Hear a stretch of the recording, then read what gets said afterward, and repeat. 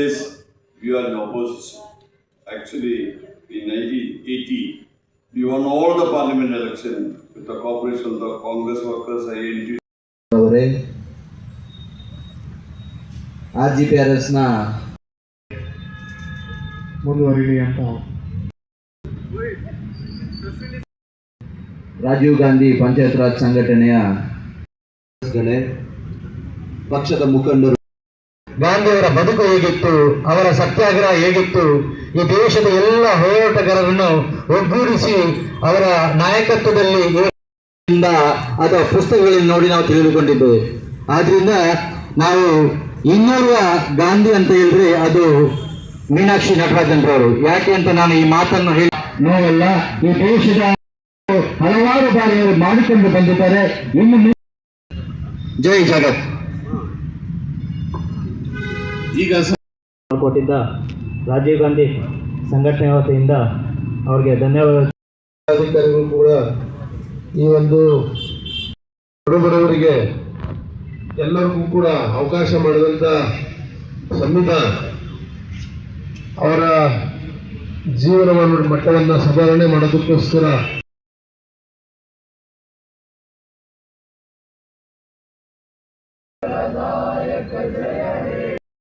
ಯಮುನಾ ಗಂಗಾ ಉಜ್ಜಲ ಜಲಧಿ ತರಂಗಾ ಅಧಿನಾಯಕ ಜಯ ಹೇ ಭಾರತ ಭಾಗ್ಯ ವಿಧಾತ ಪಂಜಾಬ ಸಿಂಧು ಗುಜರಾತ.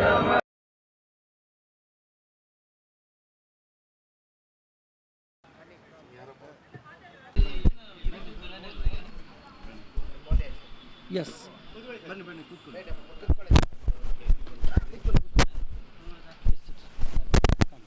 ಸತ್ಯಾಗ್ರಹದಲ್ಲಿ ನನಗೆ ಮಾತಾಡಲಿಕ್ಕೆ ಅವಕಾಶ ಕೊಟ್ಟಂತ ಎಲ್ಲ RGPRS ಎಲ್ಲ ಪದಾಧಿಕಾರಿಗಳಿಗೂ ನಾನು ಅಭಿನಂದನೆಯನ್ನು ಸಲ್ಲಿಸುತ್ತಾ ಅವಕಾಶಕ್ಕಾಗಿ ವಂದಿಸುತ್ತೇನೆ. ಜೈ Hind.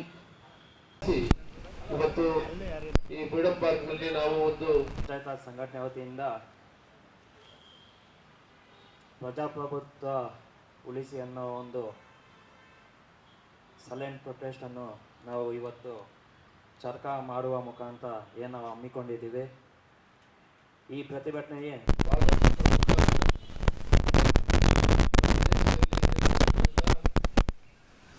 Delhi you saw, they sit there for complete 1 year and now Prime Minister of India अपने आप को प्रोटेक्ट करने के लिए कि उनका नाम एप्स्टीन फाइल के अंदर छिपाया जा सके, उन्होंने इस देश के किसानों को दोबारा से वो अमेरिका के अधीन करने का काम किया है.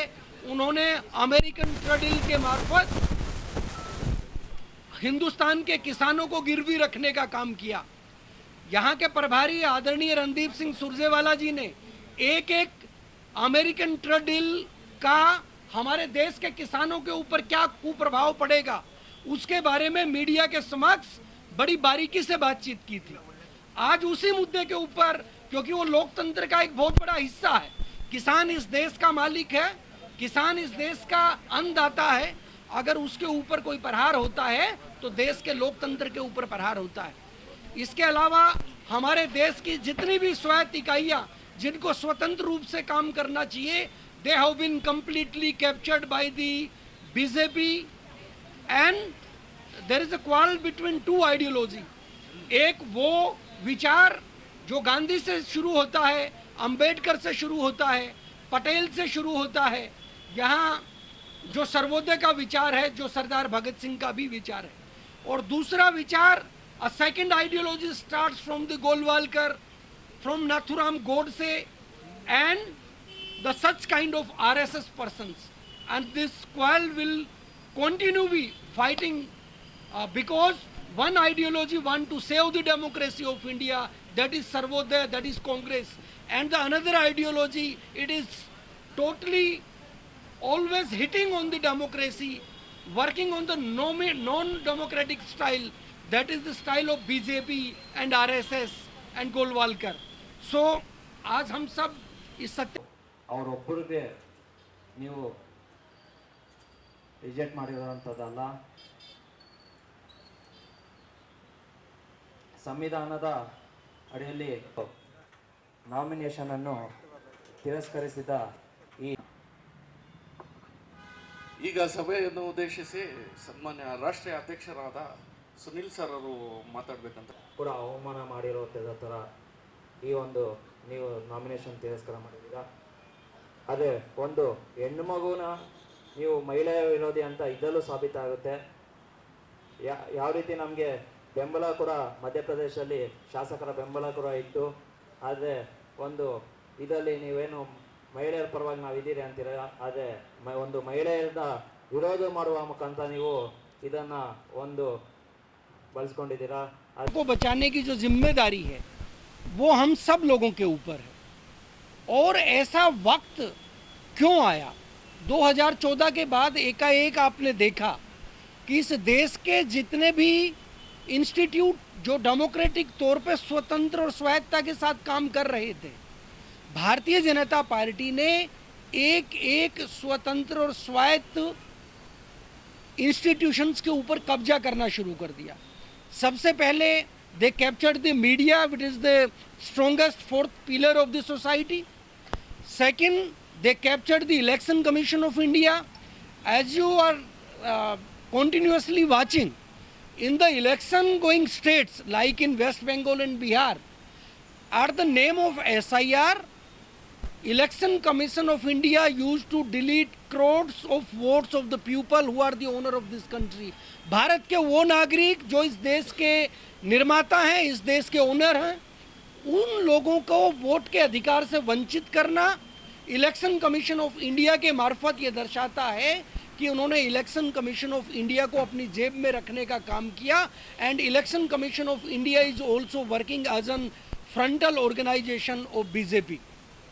There were 2 acts they have been passed in the Lok Sabha of our country.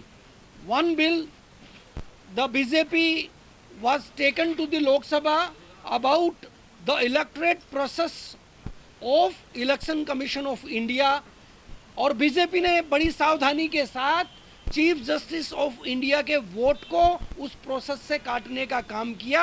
Now the 2 votes they have to be given by the government and 1 vote by the opposition. मतलब कि सारी चीज़ें अपनी जेब में डालने का काम भारतीय जनता पार्टी ने किया. And second act was passed in the Lok Sabha by BJP for the prevention of all the non-democratic works by the election commission of India. उन्होंने कानून बनाया कि इलेक्शन कमीशन ऑफ इंडिया किसी भी तरह के सजा के प्रावधान से बाहर रहेगा. It will be out of punishment of Indian penal code. इसका मतलब भारतीय जनता पार्टी सीधे तौर पर चाहती है कि इलेक्शन कमीशन ऑफ इंडिया उनके लिए गलत काम करे और भारत का न्यायपालिका उनको कोई भी सजा ना दे पाए. और ये सबसे बड़ी हम सब की शंका भी थी, जिसका उपयोग उन्होंने सबसे पहले SIR के मार्फत करोड़ों भारतीय नागरिकों को वोट के अधिकार से वंचित रख के, और उसके बाद हमारी नेता सुश्री मीनाक्षी नटराजन जी, जो पहले राजीव गांधी पंचायती राज संगठन की राष्ट्रीय अध्यक्ष भी थी,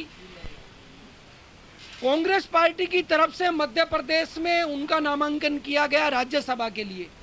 और ನಾವೆಲ್ಲ ಈ ದೇಶದ ಪ್ರಜಾಪ್ರಭುತ್ವವನ್ನು ಗೌರವಿಸುವಂತ, ಸಂವಿಧಾನವನ್ನು ಗೌರವಿಸುವಂತ ಎಲ್ಲರೂ ಒಂದಾಗಿ ನಾವು ದೇಶದ ಮೂಲೆ ಮೂಲೆಯಲ್ಲಿ ಇಂಥ ಒಂದು ಏನ್ ಬಿಜೆಪಿ ಸರ್ಕಾರ ಕೇಂದ್ರದಲ್ಲಿ ಆಳ್ವಿಕೆ ಪ್ರಾರಂಭ ಮಾಡಿತು, ಅವತ್ತಿಂದ ಇವತ್ತವರೆಗೂ ಕೂಡ ದಲಿತರಿಗೆ, ಹಿಂದುಳಿದವರಿಗೆ, ಹೊರಬಡವರಿಗೆ ಎಲ್ಲರಿಗೂ ಕೂಡ ಅವಕಾಶ ಮಾಡಿದಂತ ಸಂವಿಧಾನ ಅವರ ಜೀವನ ಮಟ್ಟವನ್ನು ಸುಧಾರಣೆ ಮಾಡೋದಕ್ಕೋಸ್ಕರ ಹಲವಾರು ಕಾರ್ಯಕ್ರಮಗಳನ್ನು ಸಂವಿಧಾನದ ಮುಖಾಂತರ ನಮ್ಮ ಕಾಂಗ್ರೆಸ್ ಪಕ್ಷ ಮಾಡಿತ್ತು. ಆ ಎಲ್ಲ ಕಾರ್ಯಕ್ರಮಗಳನ್ನ ಇವತ್ತು ನರೇಗಾ ಇರ್ಬೋದು, ಬೇರೆ ಬೇರೆ ಎಲ್ಲ ಕಾರ್ಯಕ್ರಮಗಳನ್ನ ಮೊಟಕುಗೊಳಿಸಿ ಶ್ರೀಮಂತ ವರ್ಗದ ಓಲೈಕೆ ಮಾಡುವುದರ ಮುಖಾಂತರ ನನ್ನ ಪ್ರಜಾಪ್ರಭುತ್ವದ ಉಳಿವನ್ನ ಮತ್ತು ಸಂವಿಧಾನದ ಆಶಯಗಳನ್ನ ಹತ್ತತಕ್ಕಂಥ ಕೆಲಸ ಇಲ್ಲಿ ನಡೀತಾ ಇದೆ. ದೀಪಕ್ ಅವರು ಮಾತಾಡ್ಬೇಕಂತ ಸರ್.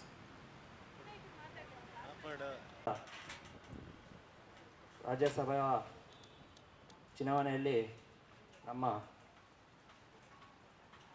ಇನ್ನೊಬ್ಬರು ಗಾಂಧಿವಾದಿ ಅಂದರೆ ತಪ್ಪಲಾಗದು ಆದಂತಹ ಎಲೆಕ್ಷನ್ ಕಮಿಷನ್ ಅವರು ತಿರಸ್ಕಾರ ಮಾಡಿರೋದು ಇದು ಪ್ರಜಾಪ್ರಭುತ್ವ ಕೊಗ್ಗಲೆ ಅಂತ ಈ ಸಂದರ್ಭದಲ್ಲಿ ಹೇಳ್ತೀನಿ. ಆದರೆ